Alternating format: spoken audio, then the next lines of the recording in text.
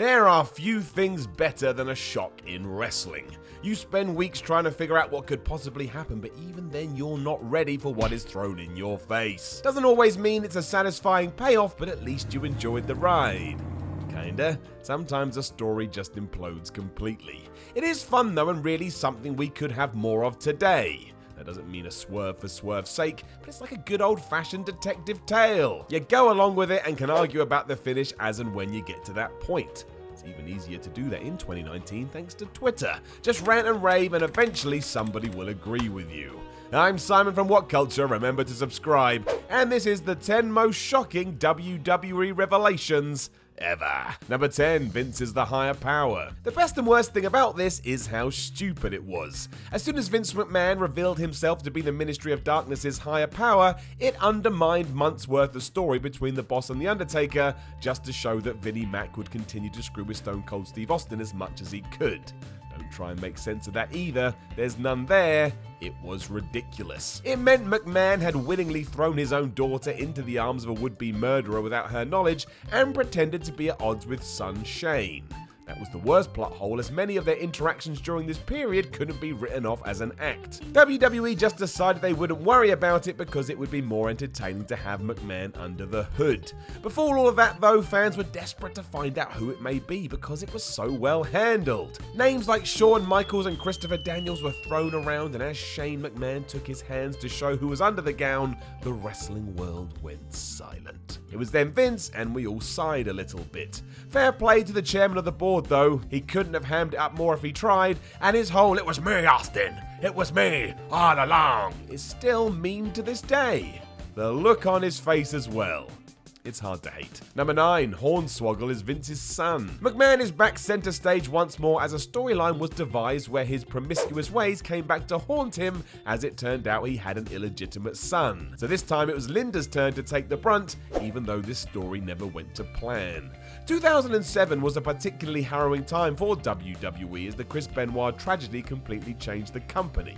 The smaller effect of that was the ending of the whole Who Killed Vince storyline. There was no way you could carry that on after a real-life situation like this, but it didn't stop McMahon taking elements of his plan and working them in down the line. Originally, it was supposed to be Ken Kennedy who had blown up his father to take control of the company, but with all of the above and the fact Kennedy fell out with the brass meant everything changed. It piqued fans' interest because who on earth would be picked to enter the McMahon family? But as ever, the company couldn't help themselves. Now that the original idea was done, it was decided Hornswoggle would take this role just so we could all point and laugh. It meant there was no real fallout as this was done for lols, and it was a little disappointing. Again though, much like the higher power, the build to this captured everybody's attention. It was just a shame the revelation was as ludicrous as before, and that it would be ludicrous years later because number 8, Jason Jordan is Kurt's son. Clearly thinking there was weight in this idea, even though there was no evidence to support that, in 2018 we did it again, only this time with Kurt Angle and Jason Jordan. This was odd enough because Angle didn't really need a storyline like this after returning to the company, and Jason didn't seem like the right fit. It was a good position to be in the sense it shone a spotlight onto a new face, but the whole thing didn't go anywhere. The fact it was met by silence when it was revealed kind of summed it up. Fans were baffled. The tale itself was nuts too, with Angle talking about a college relationship with a girl who hadn't told him she was pregnant, and that Jordan was discovering all of this after hiring a detective. Who said wrestling wasn't just a glorified soap opera? Much like other entries in this list, it was doomed and almost cursed poor Jason. It ended his tag team with Chad Gable, who spun off into obscurity, and the whole thing was dropped when serious neck issues sidelined Jordan. As for me saying these words, he's yet to return, and there's a few murmurings that his career may be over already, and of course that's terrible on every level. Hopefully it does mean WWE doesn't try this again unless it's got some serious plans. For example, Kurt only revealed this because someone threatened to do it for him if he didn't. Do we know who that person was though? No, we don't. Number 7, Seth Rollins turns on the Shield. This one was just awesome. As soon as Seth Rollins had taken a chair and whacked Roman Reigns and Dean Ambrose into next week, it It made sense and turned him into public enemy number one. Fans had long mused that it may be Ambrose who would take on this role when the split eventually happened, so to be surprised by Seth, who also threw himself into it perfectly, meant it was one of the best heel turns of modern times. The audience was genuinely upset that Rollins had taken the low road and signed up as Triple H's plan B. The timing was spot on as well because the Shield were hotter than ever. Most thought it could have carried on for a few more months, but that's why it worked as well as it did. When you shift gears during a high point, you catch the audience off guard. It flopped the narrative on its head as Rollins joined up with the Authority, as Roman and Dean had to find their own way. Following slightly mixed results, it all started to go very nicely. It's hard to get this kind of reaction from a new age crowd, but WWE did it with skill and precision. It may feel like an afterthought today, but in many ways, it was the foundation for where we are. Number 6, the Festival of Friendship. This rocked and did so even more because it was a rare occurrence of WWE's comedy actually serving a purpose. Kevin Owens and Chris Jericho had been the best thing about Raw for months just by acting like a couple of goofs. While it seemed as if one would turn eventually, the story had gone on for so long you did start to doubt yourself. Therefore, when they stood in the same ring together in February 2017 to celebrate their friendship, you knew something was up. It helped that both men threw themselves into this with as much gusto as possible, right down to Jericho coming out for this segment in the most obscene outfit you'd ever seen. It was necessary to underline that he cared about his buddy though, a fact that was doubled down when he bestowed KO with an array of gifts. It all came to a head when Owens gave Jericho his own present, a brand new list, but much to Y2J's surprise, he was shocked to see that his name was on the paper. He barely had a second to process it before Kevin attacked, resulting in audible shocks from the crowd. Owens pretty much killed Jericho here before standing tall as the #1 bad guy in WWE. It was quite the ride and left us all applauding how great it was. We won't talk about that WrestleMania match, which was railroaded by WWE, but never mind. Everything else rocked. Number 5, the formation of the Alliance. Shane McMahon's purchase of WCW from under his father's nose will forever be one of those moments we muse upon. Not least because it was just used to further their feud, which would culminate at WrestleMania 17. You'll forget that today, but buying the competition, at least for a little while, was done so Shane O'Mac could stick it to his dad. Not sure that's how anyone thought that would go. It was the July 9th, 2001 Raw where we got a proper reaction, however. Over the space of a captivating 2 hours, Shane revealed that not only had he formed an alliance with ECW, but that the likes of DDP, Lance Storm, Mike Awesome Taz, the Dudleys, Paul Heyman, Raven and more were coming together to try and expunge WWE for good. It did suck we didn't have the likes of Hulk Hogan and Goldberg, but the invasion angle was pushed so hard you couldn't help but get excited. We'd wanted to see this for years, and it was finally happening. There was one last surprise as the episode went off air, with Stephanie McMahon also joining these ranks as Vince looked on utterly dumbfounded. His own family had turned his back on him, and now they were after his company. Even with all the issues that came along with this, the setup wasn't half bad. Number 4, Triple H ends the Fellowship. Helped wonderfully given that it had already been teased a few weeks earlier, Triple H ridding himself of the DX baggage by pedigreeing X-Pac after his match with Shane McMahon at WrestleMania 15 was ace. Given an extra bit of spice due to the fact the Game and China had only just reunited, it was a double blow when you realised they'd only done that to screw over their old friends. It was a cool story too, as essentially seeing the 9th wonder of the world join the corporation had turned Hunter's head to the point he wanted to join in and go after singles success.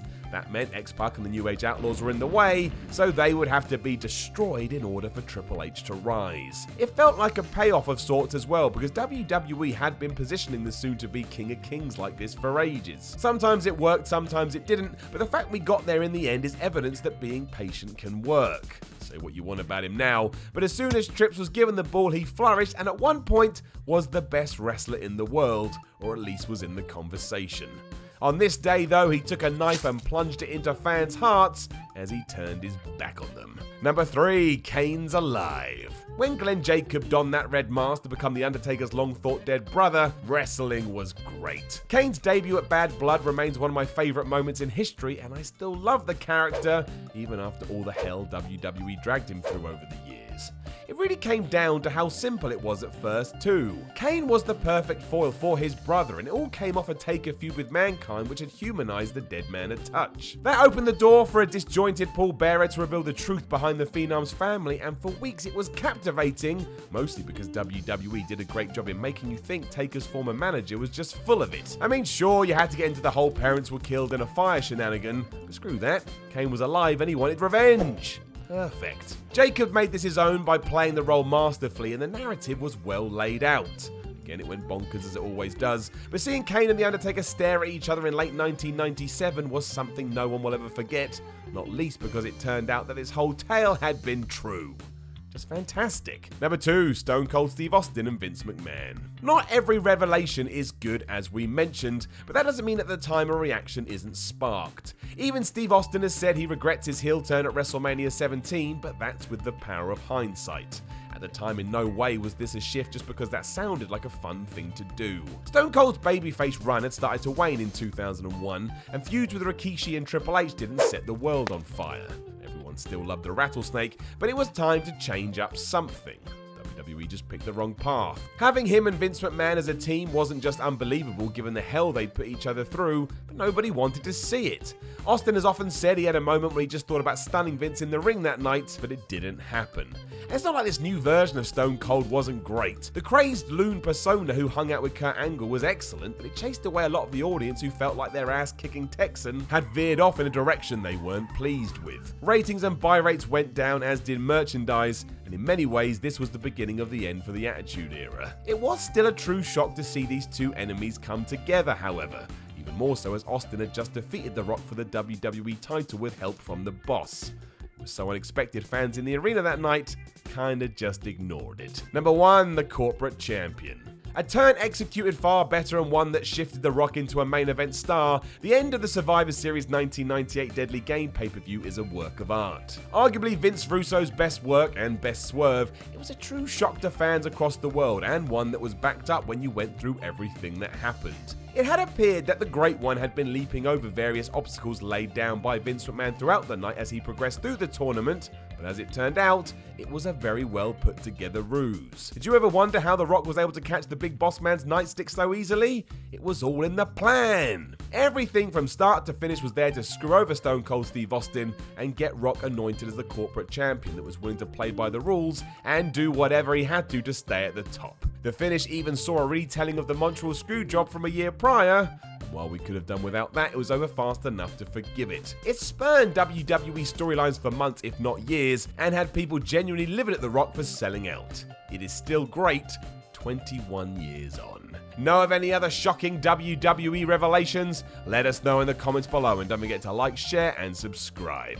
Then head over to WhatCulture.com and read yourself some articles, and follow WhatCulture on Twitter at WhatCultureWWE. My name is Simon from WhatCulture, and I will talk to you again soon.